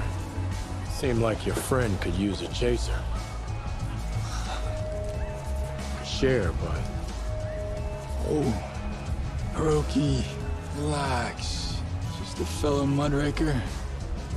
Looking to feel alive. It's your private reserve? Cemetery lets us keep the good stuff. Even when it's contraband.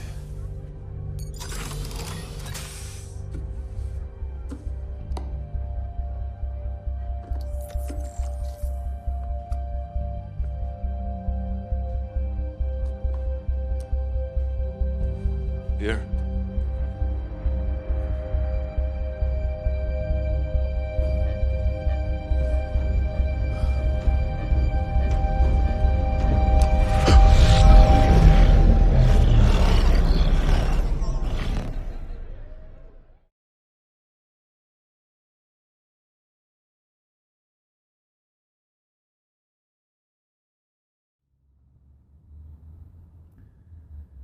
So welcome back. So yeah, it was like, yes, they can wipe us. Yes, they can put false memories in. But the actual stealing and trading of it. So we looked at this one being and worked it out and busted him, like the multi-dimensional nasty being that he was dealing with, and worked out him. And I was like, how much is this going on in the universe, right? And it was like, then that opened up all, I was like, holy crap, it's like a massive trade. So to me, a lot of variables out there, they don't actually have the emotional aspects of the experience. So, you know, you might be another species or whatever and black market and get some memory to go through it like a drug and all that sort of stuff. Reminded me Guardians of the Galaxy, like that nowhere sort of thing, and trading all the crap and black markets and stuff. And I was just like, F this, right? Just open 1000D pure source spiritual assembly for multiverse resolution. Injustice anywhere, injustice everywhere. Violation is our asset. And put it all in there and ordered it and bust it all. And then I also fire up the 1000D print servers to print out 1000D pure source 100 trillion times the karmic life force invoice for each and every violation, totally tracking all violators back wherever they are, plus minus 1000D, outside time, hidden, cloaked, or wherever, right? And let's fire up the printers and print all them out and send them all out. And it was really funny because I made the ally laugh, and she's like, oh, you've fucking broken the system. It can't compute at all, right? And that was earlier in this year, right at the start. And so that was a massive, massive thing, right? To keep on the progress of everything. But just like, how long have you been around everyone, and has anyone told about this? And just feel like, have your memories been stolen and traded by all these frackers out there that are lying to the invasion, right? If I just show you that pure source overlay sort of thing again, right? Imagine you enduring all this, right? How much of your memory and your experience has been stolen throughout your soul history, right? And traded and kept away from you, right? To have a void, like the Douglas Dietrich sort of clip says, okay?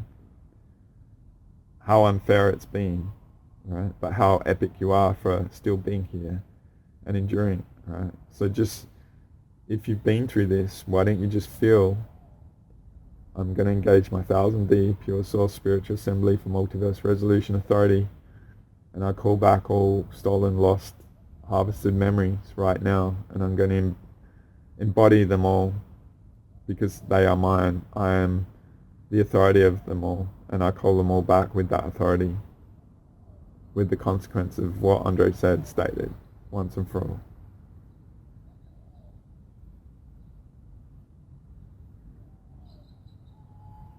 You can do this at any time. You are the authority. A bit like in July 2023 when I busted, like my Kundalini was harvested and my essence was stolen and all that. By all the people I dealt with up until that, I was like in an instance working all that out like a supernova, calling it all back and absolutely savaging them all, right? And then it was on for me, right, to get to now. That you have the authority to call all your aspects back throughout all time at any moment, right? So why would you be anything less than that? Okay. So, BK, interesting. Have you ever heard anyone talk about this, right? Why would they want you to know? Why do they not want you to know, right? Do you think it's so obvious and so massive, this infrastructure and industry of memory stealing and trading, right? It makes so much logical sense. And how much out of 100 do you think you are of your memories and all that? And, you know, if you get wiped and, or memory stolen, you have this void and you think you're, you know, you imagine they insert like you're not good enough and then you feel lack of self-worth and all this and dazed and confused and all those sort of things, right? So it's just really nasty, right? And the ultimate solution, I think, is to engage that epic 1000D pure source badass, right? And call back all your stuff and engage violation as your asset and injustice anywhere is an injustice everywhere, and see what strings you pull to have all the potential for everyone else, right?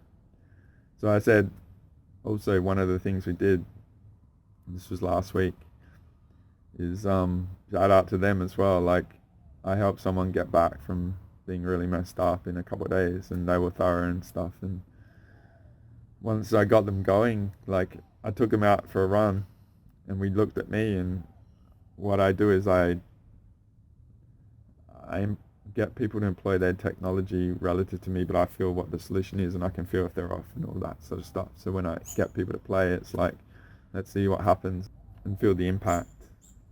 And so we took his car out for a run and audited everything that I've dealt with and they've dealt with over the last few years and all the bullshit that's gone on, and really put the mechanics at play with this new powering into the new era state as well. And it was like, we really busted all the beings that have been around and stuff, because they've been really nasty and doing diabolical stuff on the multi-D, right? In those gaps and using the gaps that you have and the spiritual no man's land and stuff. So it was really fascinating what goes on, right? So it's like, frackers would not want to be in their shoes at this point, right? So, yeah, I just, at the start, I warned about like going to groups and gatherings, and don't fear them, but just be armed up with the awareness that probably no one's done any healing, let alone what they're bringing in, or infiltrators, or maybe you're there to protect the group and violation is your asset, and you're just constantly running this process in the background of anyone, let alone engaging the 1000 dragons and bringing them in, or the 10,000 central suns, and just arming them up and giving them permission and delegating the authority to them and letting them let it rip on everything that might threaten you and stuff, right? But yeah, I thought it was like a good time to do a Galactic Special Forces Part 40. I didn't have an intent to do it, but I feel really good and I'm up for being around and stuff and feeling very empowered and looking forward to all the potentials, because in any moment, like say I've had a couple of people come through in trouble this week, and let's do it. Let's see where it goes. And I trust my mechanics, and it's not that I don't have things to learn and stuff, but I'm very, very solid. And so when things aren't working, then I can work out what's going on. And I just invite, there's a lot of shit in people's minds, right?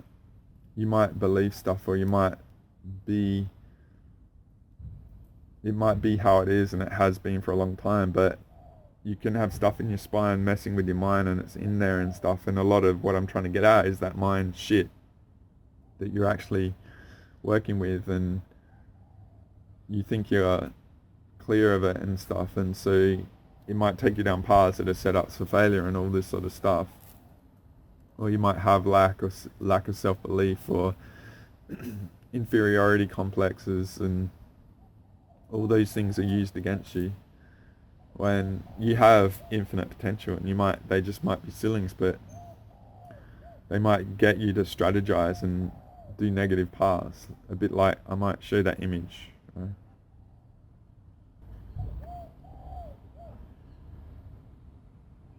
This is one I shared in my Our Intuitive Potential Part 9 in my last release, and it's about navigation and going down the right paths, or setups for failure and all that.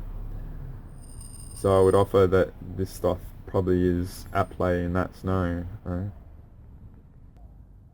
So I offered this in the last release, and I highly recommend going and looking at that. I'll maybe look to do a better job of that one, but I didn't want it to be too heavy. I just wanted to offer some mechanics. So this is where you do the energetic muscle testing, and you lean into things. And what I was saying is, the ones that feel good, it feels like you can go further in them. The negative ones, or not ideal ones, you feel like you're coming up a bit against the wall, and that, so you lean into things and navigating stuff, right? So yeah, I hope you get a lot from that if you've gone through it, and invite you to go through it if you haven't, right? So I hope I've offered a lot of data that's very valid and empowers you and reminds you of many things. I think we're in very potent times, and your attitude is very key to that. And so one of the things I've been offering people is just draw a line in the sand, right? Metaphor of how things are being, and push back everything that's happened. So you might have scenarios that you're saying, oh, this, you don't even know you do it. You bring in data of past experience and bringing them in to corrupt the present mechanics, and they're not relevant. It's a past experience, it's not relevant to now. And instead of being infinite, you're just like finite, right? So draw a line in the sand of how it's been. We have now, and from my perspective, the mechanics are working, and you just need to get out of the way of them a bit and just be fluid in those sort of things rather than rigid. And I've worked hard with people to try and get them out of themselves and disarm and stop employing stuff that is actually your problem in that. And it's courageous if you've been through a lot, and I get it, but you know, if you always do what you've always done, you're always going to get what you always got. And you have to be willing to evolve and change and arm up, like freaking fire up and own your superiority and have no doubt, and don't allow those gaps and corruption sort of contaminated views into your mechanics. It sounds all complicated, but it's actually very simple and elegant, and ease and grace and peace and tranquility, right? What if you allow yourself to, when you do anything, that you are superior to everything? Do you allow yourself to, you know, not get complacent, be vigilant and thorough and stuff, and trust things that maybe seem wrong, but that's a contrarian view that you've got to employ. Like, maybe I don't know, and maybe this stuff I fear because it's like something doesn't want you to do it, and all those sort of things. But ideally, I'm just an ally to help you thread the needle a lot quicker, to be really empowered and help you have a freaking awesome existence, right? In this moment on. So I hope all this data helps. I hope this is another very powerful release and you get a lot from it.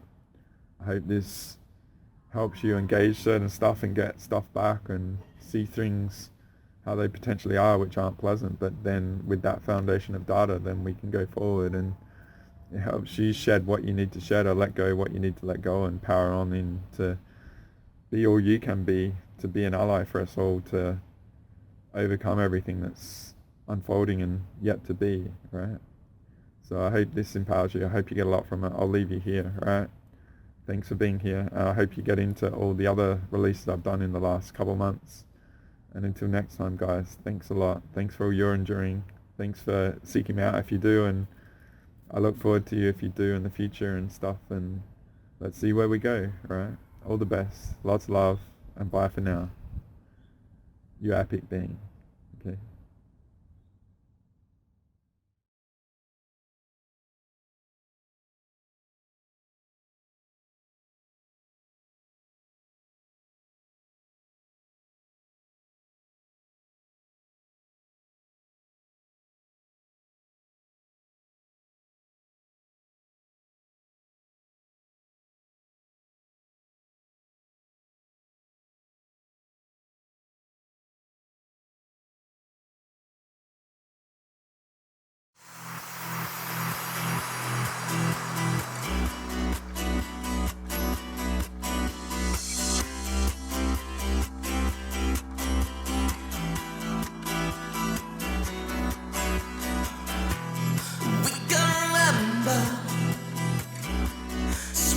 In December,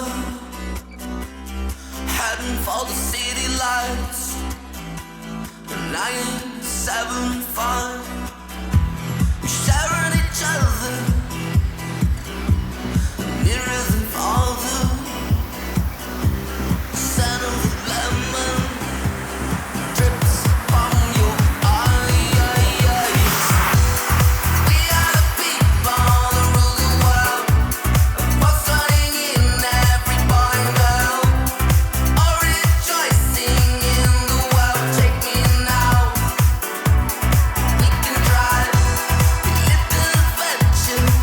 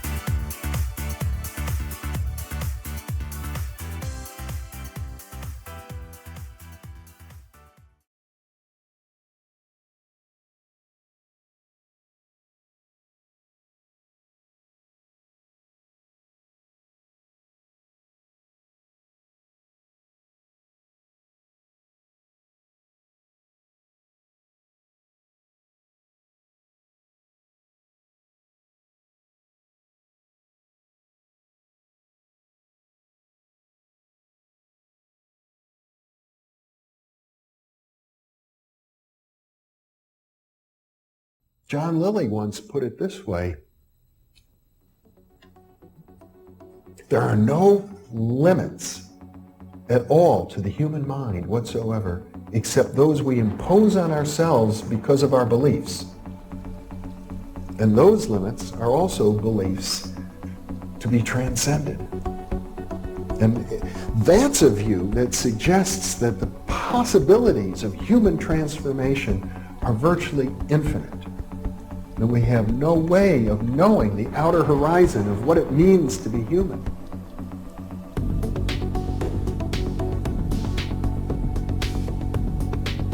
And really, to understand all this, everything, you have to go very, very deep into a study of history, consciousness, neurophysiology, everything. You have to be the supreme eclectic type of leaning, and you really have to be wanting to know who you are and what everything's about.